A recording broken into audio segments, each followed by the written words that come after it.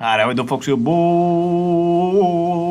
Marco's on 205 numbers after the name of little games beating action over here, little Metroid Prime, man. I finished playing through Metroid Dread. I was in the mood of playing through Metroid Prime. I hadn't played through Metroid Prime in a minute. And I popped this bad boy in, my GameCube disc over here into the Wii. We put in some serious damage into this game, man. It still holds up. It's still really good. Graphically, it's still solid. Gameplay-wise, it's a little bit chunky at times, a little bit slow, but it holds up. Story-wise, it holds up. Everything. The atmosphere that's created in this game is so good. Like, it is just so good. Just the whole, like, appeal, the whole, like, aura of the game, the whole feel of the game. Like, they really had a vision and they made it happen on a really big scale. Like, the game's long, the game is big, like, it is like, there's a lot going on to it, it's jam-packed, there's secrets everywhere. It brings back stuff from older Metroids, it makes new stuff, it reinterprets things. I mean, just the fact that, like, it's first person, but also the morph ball could kick into third, like, just thinking all that is like, wow, like, man, they really, like, nailed it on here. The latter end of the game, I feel, is probably like the weaker side of it. Honestly, it's a little bit convoluted. You have to go back and get all these pieces and stuff like that. I believe Metroid Prime 2 kind of does the same thing, because it's like an even bigger scale. I've never actually beat Metroid Prime 2.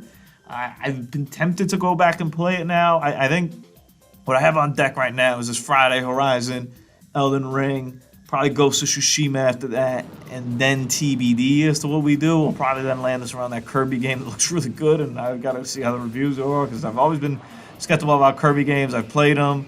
I don't hate them. They're all right, but they're also not like that great. They're very just too child-oriented, like way too easy for me.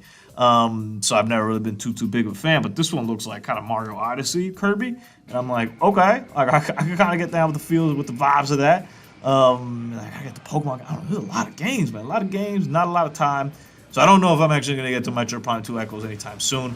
I don't necessarily know if I want to do it anytime soon. I might maybe wait for that, like a summer kind of game or something like that if I sit down to it. But I do want to beat it. I do want to have that one down on record of like, hey, I beat Metroid Prime 2 Echoes.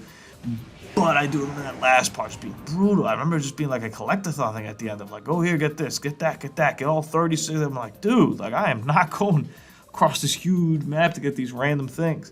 I actually busted out the strategy guide for Metroid Prime over here, because it was just one thing I couldn't find. I was like, where is this? I was like, and basically you have to get all these artifacts to open up this temple thing at the end, and they give you some clues, but some of them I guess you should get, and other ones, I was just sitting there, I'm like, I don't know where this is, bro. Like, I don't know the name to all the rooms. I don't know what you're talking about. I have an idea of, like, where some are. I don't know where others are. I didn't remember it. I didn't even remember that part of the game. Honestly, I kind of erased it clearly. I didn't like it. Because when I got there, I was like, I have to get what? Like, what a what? The this and the that? Like, get out of here. I thought this was the second one.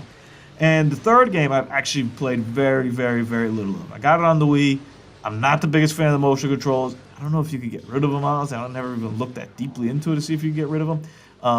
But I do want to play it. I've heard always that it's good. I don't know. The motion control thing, I played maybe like the first hour of it, and I was like, nah, I'm good. I just remember having like grapple on stuff with the Wiimote, and I was like, nah, we're not doing this. This isn't something I'm doing. So maybe I could see if I could get rid of the motion controls. I kind of doubt it. I have no idea.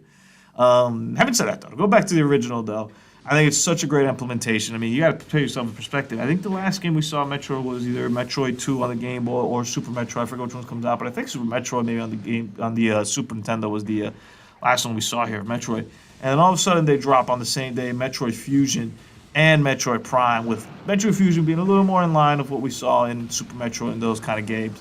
But Metroid Prime just blowing it out of the water over here, retro.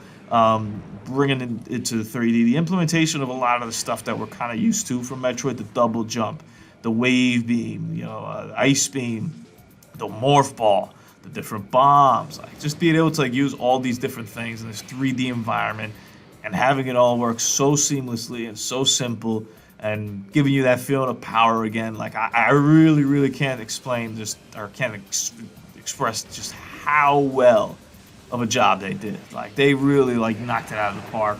The atmosphere combined with the gameplay, combined with the storytelling. Once again, I don't think there's a word maybe spoken in the whole game. Maybe there is somewhere, but there's no like dialogue or anything like that.